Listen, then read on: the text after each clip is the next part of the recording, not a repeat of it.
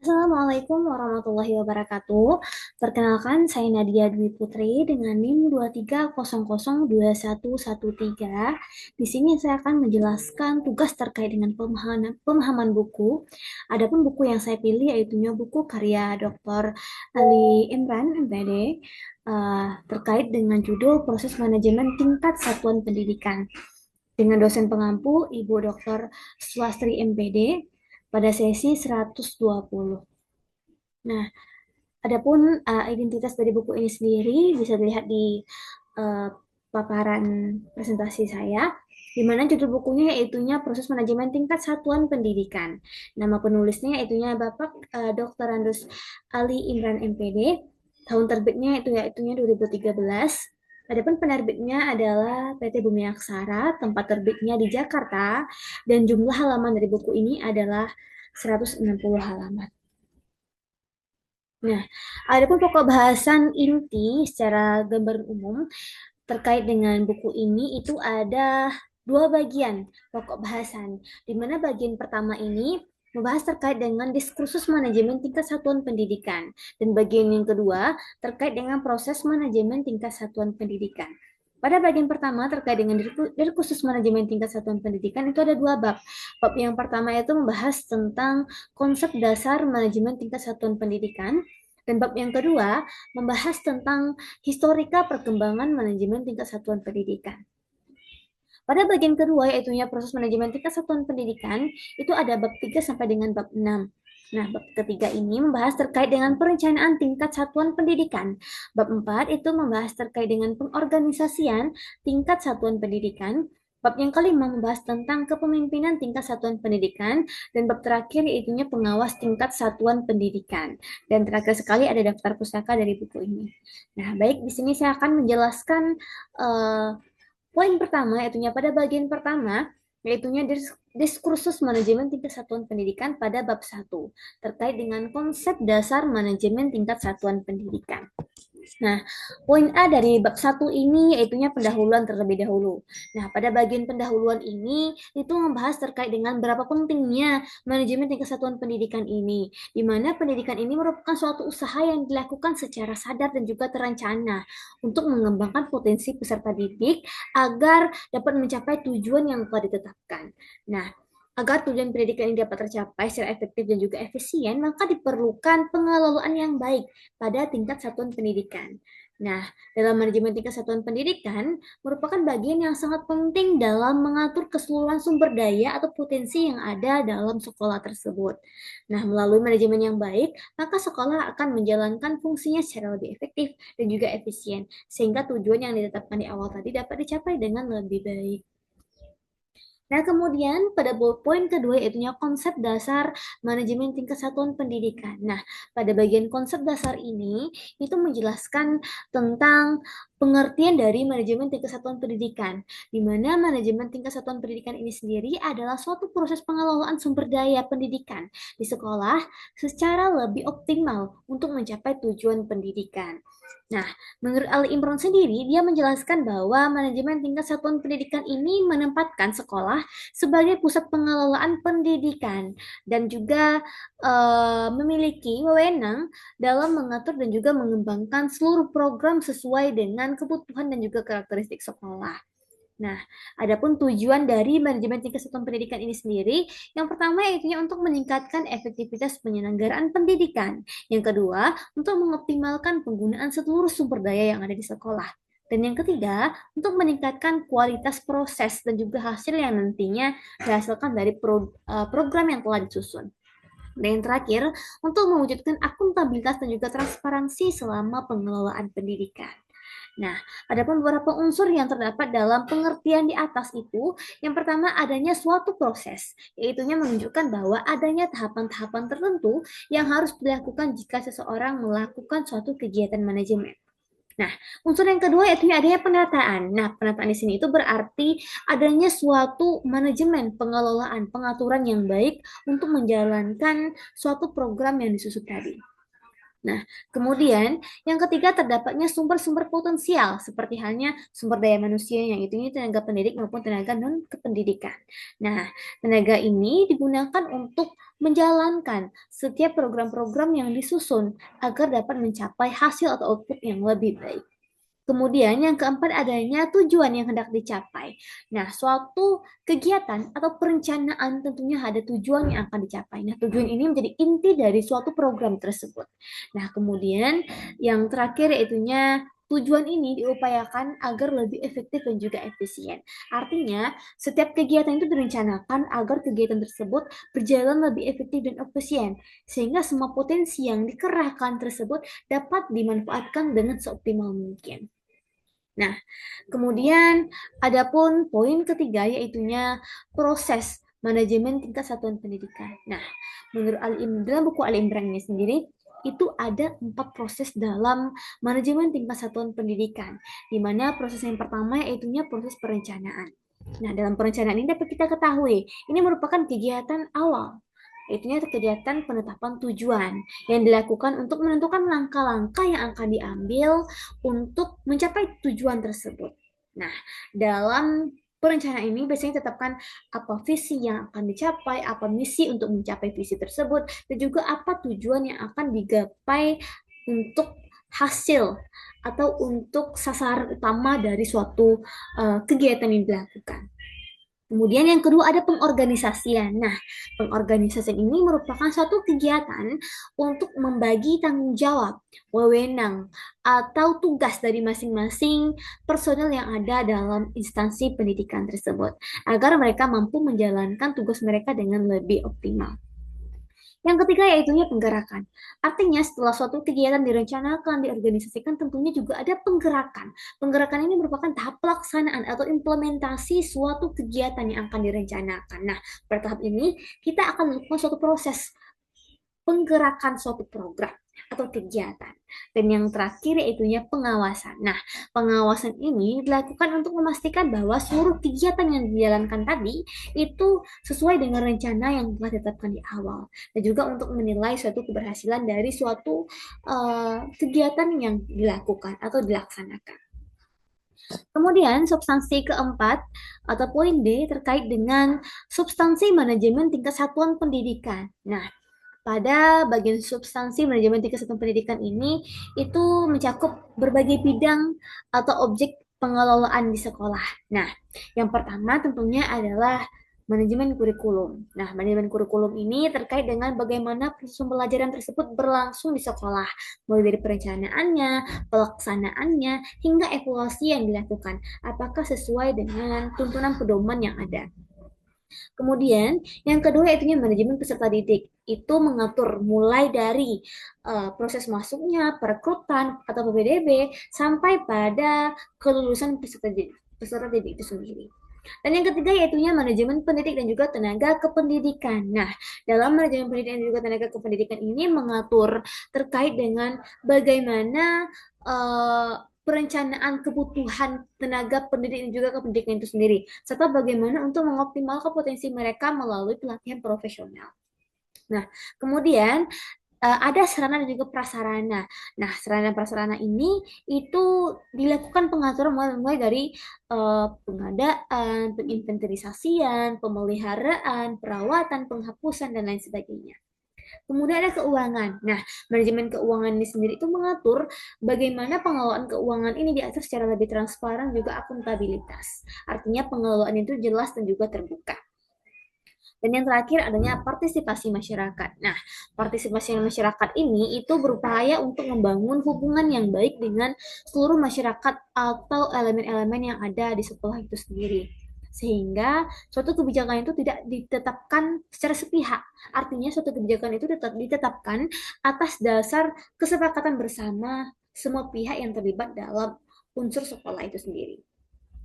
Nah, adapun rangkuman dari bab pertama ini sendiri yaitunya bahwa manajemen tingkat satuan pendidikan ini merupakan suatu proses pengelolaan seluruh sumber daya sekolah untuk mencapai tujuan pendidikan agar lebih efektif dan juga lebih efisien.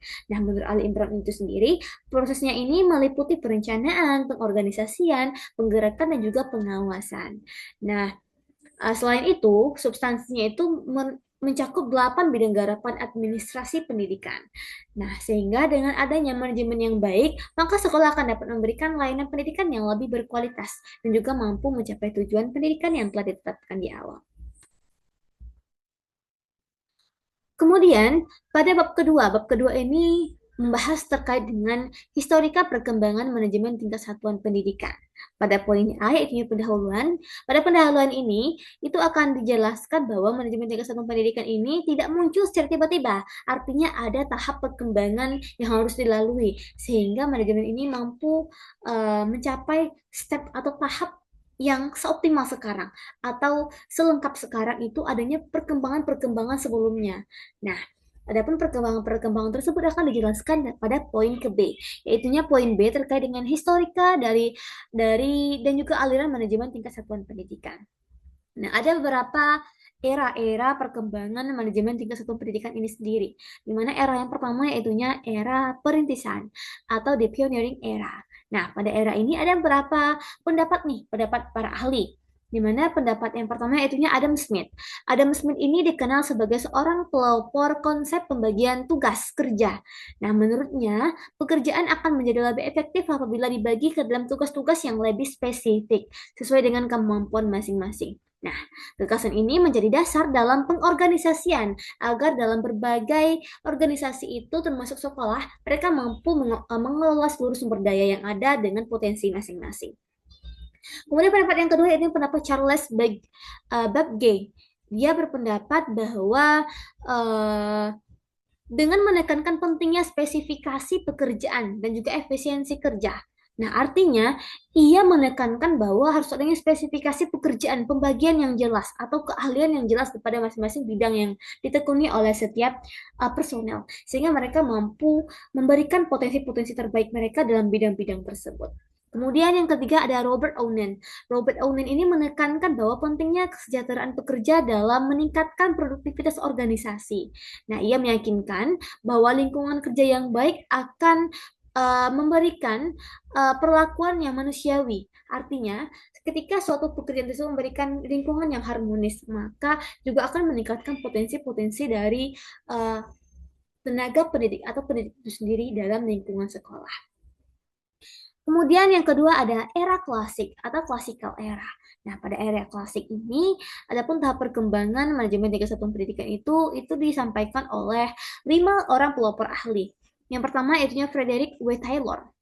Ia menekankan bahwa penggunaan metode ilmiah dalam menentukan cara kerja yang paling efisien sehingga produktivitas organisasi dapat ditingkatkan secara maksimal. Yang kedua menurut Henry Fayol. Fayol mengembangkan teori administrasi yang menekankan fungsi-fungsi manajemen mulai dari perencanaan, pengorganisasian, pengarahan, koordinasi sampai pada pengawasan. Nah, pemikiran Fayol ini sangat penting dalam perkembangan manajemen tingkat satuan pendidikan.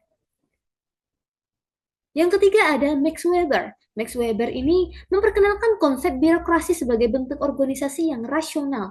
Artinya perlu adanya pembagian tugas yang jelas, hierarki yang teratur, dan juga wewenang yang telah disistemkan atau ditetapkan dalam sebuah kebijakan. Artinya tidak bisa semena-mena dalam menjalankan suatu satuan pendidikan. Perlu adanya kebijakan-kebijakan yang harus mengatur setiap pola kegiatan-kegiatan tersebut. Kemudian yang keempat ada Mary Parker. Mary Parker ini itu menekankan pentingnya hubungan antar manusia dalam organisasi. Nah, menurutnya, keberhasilan organisasi ini sangat dipengaruhi oleh kerjasama, koordinasi, dan juga partisipasi. Artinya perlu adanya hubungan yang baik antar seluruh pekerja yang ada dalam organisasi untuk membangun atau mengembangkan dan juga menegakkan suatu program atau kegiatan. Dan yang terakhir ada Chester Burnham. Ia mengatakan bahwa sistem kerja sama antara individu-individu yang memiliki tujuan bersama, di mana ia menekankan pentingnya komunikasi yang efektif dan juga kesediaan anggota untuk bekerja sama dalam keberhasilan organisasi. Nah, artinya ia menekankan bahwa pentingnya dalam membangun organisasi itu dalam adanya kerjasama. Kemudian, era yang ketiga yaitu era human behavior. Era human behavior ini ada beberapa step dalam perkembangannya. Yang pertama yaitu kelahiran kantor pekerja atau labor office. Yang kedua, lahirnya Akta Wagner. Akta Wagner ini sendiri itu memberikan perlindungan hukum terhadap hak pekerja untuk membentuk serikat kerja. Artinya ada perlindungan hukum bagi setiap tenaga pekerja sehingga adanya hak asasi pekerja itu sendiri. Dan yang ketiga, kelahiran psikologi industri. Nah, psikologi industri ini berkembang untuk mempelajari perilaku manusia di tempat kerjanya. Nah, bidang ini membantu organisasi memahami motivasi, kepuasan kerja, dan juga faktor-faktor psikologis yang mengaruhi kinerja individu. Kemudian, era yang keempat yaitunya era human relation. Nah, pada era human relation ini ada 4 step dalam perkembangan manajemen tingkat satuan pendidikan. Di mana step yang pertama yaitunya studi home turn. Studi home turn ini menunjukkan bahwa perhatian terhadap aspek sosial dan juga psikologi pekerja dapat meningkatkan produktivitas kerjanya. Nah, temuan ini menegaskan pentingnya hubungan manusia dalam suatu organisasi. Kemudian yang kedua ada Carnegie. Dale Carnegie ini menekankan bahwa kemampuan menjalin hubungan baik dengan orang lain merupakan faktor penting dalam keberhasilan organisasi. Artinya perlu adanya penghargaan terhadap kerja, perlu adanya bimbingan, perlu adanya pemotivasian kerja bagi seluruh pekerja sehingga mereka mampu menjalankan tugas mereka dengan lebih baik. Kemudian yang ketiga ada Abraham Maslow. Abraham Maslow ini mengembangkan teori hierarki kebutuhan manusia yang terdiri atas kebutuhan fisiologis, kemudian keamanan sosial, artinya perlu adanya jaminan terhadap pekerja ini. Nah, kemudian yang keempat ada Douglas Gregor. Ia mengemukakan teori X dan juga teori Y. Nah, teori X ini menganggap bahwa manusia cenderung malas dan juga perlu diawasi secara ketat. Sedangkan teori Y ini menganggap bahwa manusia itu mampu bertanggung jawab dan juga termotivasi untuk bekerja apabila diberikan kesempatan untuk berkembang. Kemudian era yang kelima yaitunya era behavior science. Nah, era ini itu ada beberapa pendapat para ahli. Dimana ahli yang pertama yaitu Moreno. Jacob Moreno ini itu mengembangkan sosiometri untuk mempelajari hubungan sosial dalam kelompok, di mana ia menekankan untuk pentingnya interaksi antar individu dalam suatu organisasi. Yang kedua itu B.F. Skinner. Nah, Skinner ini mengembangkan teori penguatan yang menjelaskan bahwa perilaku seseorang ini dapat dibentuk melalui pemberian penghargaan maupun konsekuensi tertentu. Artinya perlu adanya penghargaan apabila pekerjaan mereka selesai dengan baik dan juga konsekuensi untuk membuat mereka mampu memperbaiki kesalahan-kesalahan yang dilakukan. Kemudian yang ketiga ada David Kellen.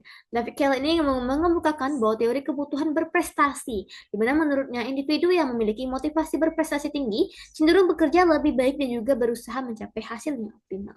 Kemudian yang keempat ada Fred Fiedler. Ia mengembangkan teori kepemimpinan kontingensi. Artinya seorang pemimpin itu bergantung pada kesesuaian gaya kepemimpinannya. Nah, artinya dalam suatu manajemen tingkat satu pendidikan itu peran pemimpin sangatlah penting karena mereka menjadi dasar dalam penetapan kebijakan-kebijakan yang akan menjadi acuan dalam menjalankan suatu kegiatan atau acuan bagi bawahan mereka. Dan yang terakhir yaitunya Frederick Hartberg. Nah, Frederick Hartberg ini mengemukakan dua teori faktor, yaitu teori faktor motivasi dan juga faktor Higeen. Nah, motivasi ini mendorong kepuasan kerja, sedangkan Higeen ini berfungsi memecah ketidakpuasan kerja. Nah, poin C itu terkait dengan pendekatan-pendekatan manajemen satuan pendidikan. Ada beberapa pendekatan. Yang pertama pendekatan struktural. Nah, pendekatan ini memandang organisasi sebagai susunan jabatan dan juga wewenang tanggung jawab yang harus diatur secara jelas. Yang kedua, pendekatan fungsional. Nah, artinya dalam manajemen ini itu ada beberapa fungsi-fungsi penting dalam menjalankan suatu tugas mereka sehingga mampu berjalan dengan lebih optimal dan juga lebih baik. Kemudian, pendekatan yang ketiga yaitu pendekatan struktural bersyarat. Nah, pendekatan ini beranggapan bahwa tidak ada satu cara terbaik dalam mengelola organisasi. Kemudian, pendekatan yang keempat yaitu pendekatan kuantitatif. Nah, pendekatan ini menggunakan teknik statistik dalam mengambil keputusan. Dan yang kelima ada pendekatan kualitatif. Nah, pendekatan ini itu menekankan pemahaman terhadap perilaku manusia, budaya organisasi. Nah, yang terakhir pendekatan sistem. Nah, pendekatan ini memandang bahwa sekolah sebagai suatu sistem yang terdiri atas berbagai komponen yang saling berkaitan. Nah, Poin D terkait dengan kecenderungan manajemen tingkat satuan pendidikan, di mana ada beberapa kecenderungan dalam manajemen tingkat satuan pendidikan ini sendiri. Nah, yang menunjukkan ada beberapa kecenderungan utama, yaitu desentralisasi pengelolaan pendidikan dan juga peningkatan partisipasi masyarakat, penetapan manajemen berbasis mutu, penggunaan teknologi informasi dan juga pengelolaan sekolah. Nah, penguatan akuntabilitas publik serta pengambilan keputusan yang semakin berbasis data. Nah, kecenderungan tersebut bertujuan untuk meningkatkan efektivitas, efisiensi, dan juga mutu layanan pendidikan. Poin E terkait dengan manajemen tingkat satuan pendidikan berbasis sekolah. Nah, atau disingkat dengan MPS. MPS ini merupakan model pengelolaan pendidikan yang memberikan wewenang lebih besar kepada sekolah untuk mengatur dan juga mengembangkan seluruh sumber daya yang ada di sekolah tersebut. Nah, sehingga mereka memiliki keluasan, memiliki otoritas sendiri untuk mengatur seluruh sumber daya yang ada di sekolah mereka sehingga menghasilkan potensi yang lebih optimal. Nah, rangkuman terkait dengan bab 2 ini yaitunya historika perkembangan manajemen tingkat satuan pendidikan ini kan dimulai dari beberapa era-era sampai pada era terakhir tadi. Nah, setiap era ini memberikan kontribusi tentunya terhadap perkembangan teori manajemen satuan pendidikan. Sehingga setiap prakteknya itu juga akan memberikan dampak atau output yang lebih positif seiring dengan perkembangan teknologi. Kemudian, bagian kedua ini terkait dengan proses manajemen tingkat satuan pendidikan. Ada bab 3. Pada bab 3 ini terkait dengan perencanaan tingkat satuan pendidikan. Nah, poin pertama yaitu pendahuluan ini. Pada bagian pendahuluan ini akan menjelaskan terkait dengan bahwa perencanaan ini merupakan fungsi manajemen yang sangat penting karena menjadi dasar bagi pelaksanaan seluruh kegiatan pendidikan di sekolah. Nah, untuk lebih dalam, kita akan masuk pada poin B. Poin B terkait dengan urgensi perencanaan tingkat satuan pendidikan. Nah, pada urgensinya, di mana perencanaan ini kan memiliki urgensi yang sangat penting. Itu sebagai dasar dalam pelaksanaan kegiatan. Sehingga seluruh program yang berjalan, secara terarah juga sistematis, diawali dengan adanya perencanaan tadi. Nah, baik kita akan masuk pada poin C terkait dengan proses-proses perencanaan tingkat satuan pendidikan ini. Ada beberapa proses perencanaan tingkat satuan pendidikan, di mana proses yang pertama yaitunya perkiraan atau forecasting. Nah, perkiraan ini merupakan kegiatan memprediksi kondisi yang akan dihadapi sekolah pada masa yang akan datang. Yang kedua yaitunya perumusan tujuan. Nah, perumusan tujuan ini adalah suatu kegiatan untuk memberikan arah yang akan dicapai atau suatu keinginan atau menjadi tujuan dalam suatu program yang dibuat. Apa tujuannya? Apa arahnya? Apa yang ingin dicapai? Nah, kemudian yang ketiga yaitu kebijakan. Nah, kebijakan ini merupakan pedoman, ketentuan yang memberikan batasan-batasan dan juga perintah-perintah terhadap suatu yang diberikan. Kemudian yang keempat ada pemrograman. Pemrograman ini sendiri adalah suatu proses penyusunan berbagai kegiatan yang akan dilaksanakan untuk mencapai tujuan itu sendiri. Yang kelima adalah langkah-langkah. Langkah-langkah ini merupakan rincian tindakan yang harus dilakukan dalam melaksanakan program. Yang keenam ada penjadwalan. Penjadwalan dilakukan untuk menentukan waktu pelaksanaan setiap program dan juga kegiatan. Yang terakhir ada pembiayaan. Nah, pembiayaan ini merupakan proses perkiraan dan juga penetapan kebutuhan dana untuk melaksanakan program yang telah direncanakan. Poin D terkait dengan raker perumusan rencana tingkat satuan pendidikan. Nah, rakernya itu ada beberapa hal yang perlu dibentuk dalam rencana kerja ini agar suatu perumusan rencana tingkat satuan pendidikan ini menjadi lebih optimal juga lebih baik hasilnya. Ada beberapa langkah operasional yang harus dilakukan atau ditempuh oleh seorang pemimpin atau manajer sekolah, yaitu yang pertama pembentukan tim penyusun rencana. Tim penyusun rencana ini kan terdiri dari berbagai elemen-elemen seperti kepala sekolah, wakil, atau seluruh unsur yang ada dalam sekolah tersebut. Yang kedua, pembentukan panitia. Panitia ini bertujuan untuk sebagai pelaksana program itu sendiri. Yang ketiga, adanya pelaksana rapat kerja atau raker. Nah, rapat kerja ini merupakan forum yang digunakan untuk membahas dan juga merumuskan rencana kerja itu. Kemudian poin KE yaitu Renstra tingkat satuan pendidikan. Nah, Renstra ini kan dapat kita ketahui bahwa Renstra ini adalah rencana strategi sekolah yang merupakan produk dari perencanaan yang tadi. Nah, biasanya Renstra ini memuat adanya perumusan visi misi, kemudian adanya perumusan tujuan, analisis kesenjangan, identifikasi alternatif penyelesaian, penyusunan program serta penyusunan anggaran. Kemudian, adapun rangkuman dari bab ketiga ini, yaitunya bahwa perencanaan manajemen tingkat satuan pendidikan ini merupakan proses penetapan tujuan dan juga penentuan langkah-langkah yang akan dilakukan untuk mencapai tujuan pendidikan agar lebih efektif dan juga efisien. Kita masuk pada bab keempat. Nah, pada bab keempat ini akan menjelaskan materi terkait dengan pengorganisasian tingkat satuan pendidikan. Nah, setelah perencanaan, tentunya kita akan masuk pada pengorganisasian. Terlebih dahulu, kita harus paham apa ini pengorganisasian. Nah, pengorganisasian ini kan merupakan salah satu fungsi penting dalam manajemen tingkat satuan pendidikan setelah adanya perencanaan. Nah, langkah pengorganisasian ini itu yang mengoptimalkan seluruh sumber daya yang dimiliki sekolah agar dapat terkoordinasi dalam potensi-potensi yang ada, sehingga mereka mampu bertanggung jawab atas tugas dan juga wewenang yang diberikan sesuai dengan kapasitas mereka. Poin B terkait dengan wacana pengorganisasian tingkat manajemen satuan pendidikan. Nah, wacana pengorganisasian tingkat manajemen satuan pendidikan ini adalah suatu proses penyusunan dan juga pengaturan berbagai sumber daya sekolah, baik sumber daya manusia maupun sumber daya lainnya ke dalam suatu struktur kerja yang lebih teratur.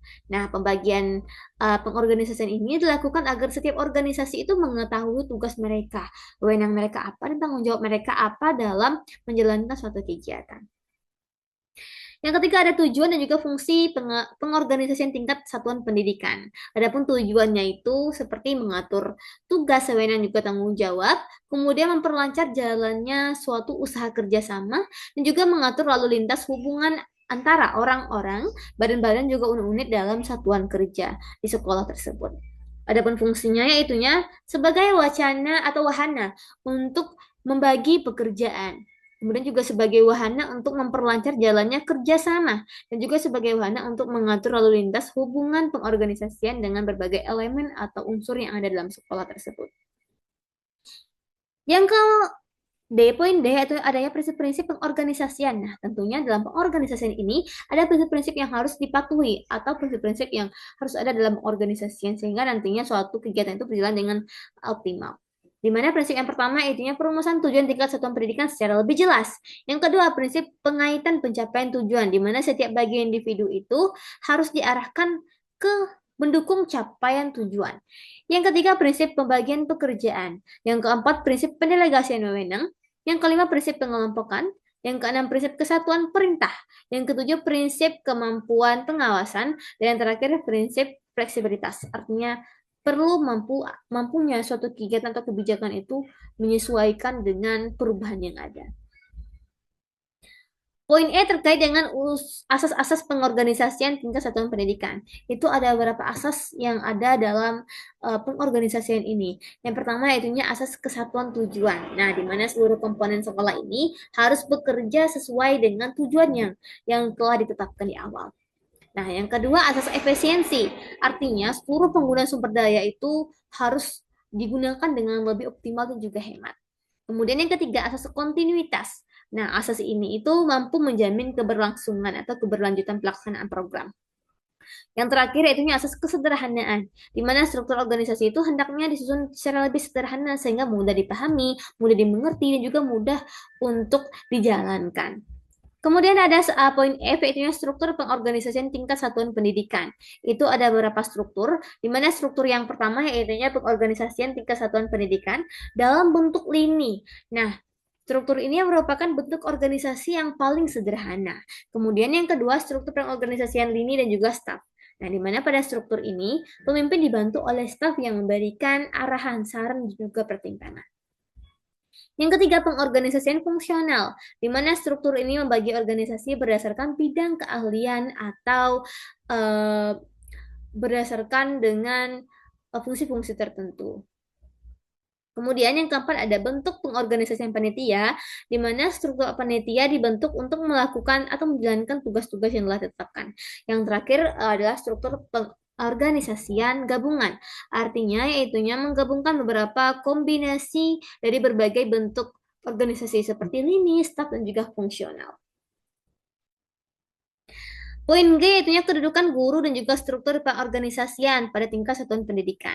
Nah, kedudukan guru ini sangatlah penting dalam manajemen tingkat satuan pendidikan, di mana guru merupakan unsur utama dalam organisasi sekolah karena berperan langsung dalam pelaksanaan proses pendidikan dan juga pembelajaran. Nah, kedudukan guru ini sangat strategis, di mana kedudukan guru ini berada di bawah koordinasi kepala sekolah dan juga memiliki tanggung jawab utama dalam melaksanakan kegiatan pembelajaran di sekolah. Nah, ada pun rangkuman dari bab keempat ini yaitunya di mana pengorganisasian tingkat satuan pendidikan ini merupakan proses pengaturan sumber daya sekolah di dalam suatu struktur kerja yang teratur untuk mencapai tujuan pendidikan. Selanjutnya kita masuk pada bab kelima. Bab kelima ini membahas tentang kepemimpinan tingkat satuan pendidikan. Nah, terlebih dahulu kita harus paham pendahuluannya, di mana kepemimpinan ini merupakan salah satu unsur yang sangat menentukan keberhasilan penyelenggaraan pendidikan di sekolah. Nah, melalui pemimpin yang efektif, seluruh sumber daya pendidikan ini dapat diarahkan dan juga digerakkan untuk mencapai tujuan yang telah ditetapkan. Nah, adapun urgensi kepemimpinan tingkat satuan pendidikan ini sendiri yaitunya di mana kepemimpinan ini jadi faktor yang sangat penting dalam keberhasilan organisasi sekolah karena pemimpin berperan dalam mengarahkan, memotivasi, dan koordinasi seluruh sumber daya sekolah. Kemudian adapun diskursusnya, diskursus kepemimpinan tingkat satuan pendidikan di mana dari khusus kepemimpinan tingkat satuan pendidikan ini membahas berbagai konsep pandangan dan juga pemikiran mengenai peran pemimpin dalam organisasi pendidikan. Di mana kan pemimpin tingkat satuan pendidikan ini dapat dipahami sebagai kemampuan seseorang untuk memengaruhi, mengarahkan, membimbing, dan juga menggerakkan warga sekolah agar bersedia bekerja sama dalam mencapai tujuan pendidikan. Poin dia terkait dengan tipe gaya dan juga jenis kepemimpinan. Nah, tipe-tipe kepemimpinan ini yang pertama ada tipe otoriter. Nah, tipe otoriter ini yaitunya menempatkan bahwa seluruh keputusan itu berada di bawah pemimpin. Nah, yang kedua, kepemimpinan laissez-faire. Nah, tipe ini memberikan kebebasan yang luas kepada bawahan untuk melaksanakan pekerjaan dan juga mengambil keputusan. Tipe yang ketiga yaitunya tipe demokratis. Artinya, kepemimpinan demokratis ini melibatkan bawahan dalam proses pengambilan keputusan. Kemudian, tipe yang terakhir yaitu tipe pseudo-demokratis. Tipe ini tampak demokratis karena melibatkan bawahan dalam diskusi, tetapi keputusan sebenarnya telah ditentukan terlebih dahulu oleh pemimpin. Adapun gaya kepemimpinannya. Nah, gaya kepemimpinannya ini ada beberapa gaya. Gaya yang pertama yaitu gaya instruksi. Gaya instruksi ini itu pada P1 atau tingkat perkembangan pada taraf rendah. Nah, gaya instruksi ini digunakan ketika bawahan masih memerlukan arahan yang jelas.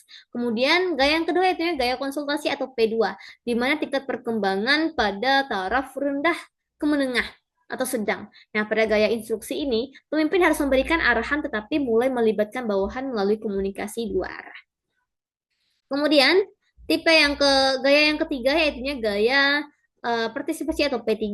Nah, pada gaya ini, tingkat perkembangan pada taraf sedang ke tinggi. Artinya, gaya partisipasi menekankan keterlibatan aktif bawahan dalam mengambil keputusan. Kemudian, gaya yang keempat yaitu gaya delegasi atau P4. Nah, gaya ini itu tingkat perkembangannya pada taraf tinggi. Artinya, gaya delegasi ini digunakan ketika bawahan lebih memiliki kemampuan dan juga tanggung jawab yang tinggi dalam menjalankan tugas mereka. Adapun jenis kepemimpinan. Nah, jenis kepemimpinan ada dua. Yang pertama adalah kepemimpinan yang resmi. Artinya kepemimpinan ini melalui pengangkatan atau jabatan yang formal. Nah, kepemimpinan yang kedua itu kepemimpinan tidak resmi. Nah, kepemimpinan resmi ini itu muncul karena kemampuan, pengaruh, dan juga kewibawaan seseorang yang diakui oleh anggotanya. Kemudian, poin E-nya masih pada bab yang sama, itu terkait dengan pendekatan kepemimpinan tingkat satuan pendidikan. Itu ada beberapa pendekatan. Pendekatan yang pertama adalah pendekatan sifat, di mana pendekatan ini menekankan bahwa keberhasilan pemimpin dipengaruhi oleh sifat-sifatnya. Yang kedua, pendekatan perilaku. Artinya, kepemimpinan itu sangat dipengaruhi oleh perilakunya. Yang ketiga, pendekatan struktural formal. Nah, pendekatan ini menekankan pentingnya struktur organisasi, aturan juga kewenangan dalam menjalankan tugas. Yang terakhir, pendekatan situasional, di mana pendekatan ini itu beranggapan bahwa tidak adanya suatu gaya kepemimpinan yang paling baik untuk semua kondisi. Artinya, gaya kepemimpinan itu ditentukan ketika mereka menghadapi situasi tertentu juga. Poin ke F yaitunya terkait dengan cenderaan tentang karakteristik sumber daya manusia tingkat satuan pendidikan. Nah, karakteristik sumber daya manusia tingkat satuan pendidikan ini dapat dilihat dari berbagai aspek seperti tingkat pendidikannya, kompetensi profesionalnya, pengalamannya, pendidikannya, dan lain sebagainya. Adapun rangkuman pada bab kelima ini, itunya di mana kepemimpinan ini Kepemimpinan tingkat satuan pendidikan ini merupakan kemampuan yang mengaruhi dan juga menggerakkan warga sekolah untuk mencapai tujuan pendidikan, di mana peran pemimpin ini sangatlah penting dalam manajemen tingkat satuan pendidikan, karena berpengaruh dalam menetapkan kebijakan. Mereka juga sebagai penggerak, pemotivasi, dan juga menentukan arah kebijakan yang ditetapkan. Selanjutnya kita masuk pada bab ke-6. Bab ke-6 ini yang bahas tentang pengawasan tingkat satuan pendidikan. Di mana pada bagian awal yaitunya bagian pendahuluan. Bagian pendahuluan ini kita terlebih dahulu memahami apa sih pengawasan itu. Nah, pengawasan ini merupakan salah satu fungsi penting dalam manajemen tingkat satuan pendidikan. Setelah perencanaan, pengorganisasian, dan juga pelaksanaan, maka diperlukan pengawasan untuk memastikan bahwa seluruh kegiatan berjalan sesuai dengan tujuan yang telah ditetapkan di awal. Nah, adapun batasan-batasan pengawasan tingkat satuan pendidikan ini itu sering dipahami sebagai kegiatan memeriksa, mengontrol pekerjaan. Namun dalam manajemen pendidikan sendiri, pengawasan memiliki makna yang lebih luas, bukan sekedar mencari kesalahan. Di mana pengawasan tingkat satuan pendidikan ini adalah proses pengamatan, menilai, dan juga membandingkan serta mengendalikan pelaksanaan berbagai program sekolah agar sesuai dengan rencana, tujuan, dan juga standar yang telah ditetapkan.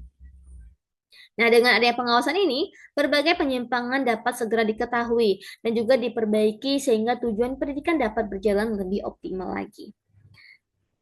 C, yaitunya terkait dengan prosedur pengawasan tingkat satuan pendidikan. Ada beberapa prosedur yang perlu dipahami. Yang pertama, ini penentuan standar. Nah, standar ini merupakan langkah awal dalam pengawasan, di mana standar berfungsi sebagai tolak ukur awal atau kriteria yang digunakan untuk menilai keberhasilan suatu program atau kegiatan.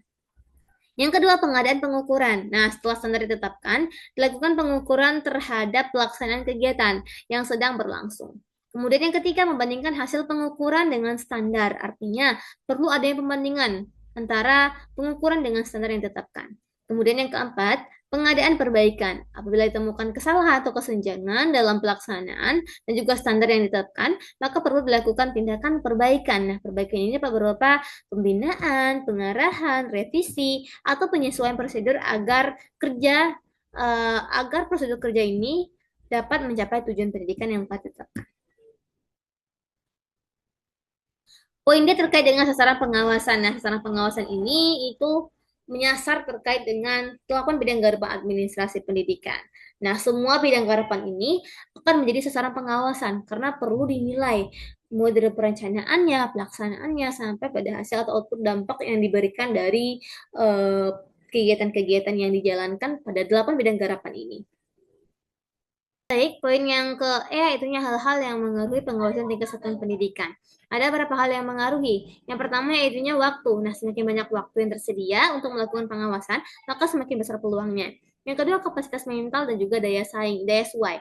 Yang ketiga, kompleksitas hal-hal yang diawasi. Yang keempat, tugas-tugas lain yang eksekutif.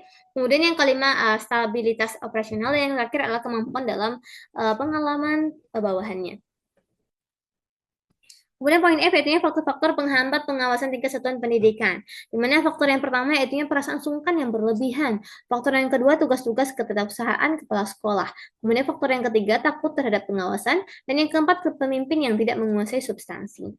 Nah, adapun rangkuman dari bab ke-6 ini yaitu pengawasan tingkat satuan pendidikan ini merupakan proses mengamati, mengukur, menilai, dan juga memperbaiki pelaksanaan program sekolah agar sesuai dengan tujuan dan juga standar yang telah ditetapkan.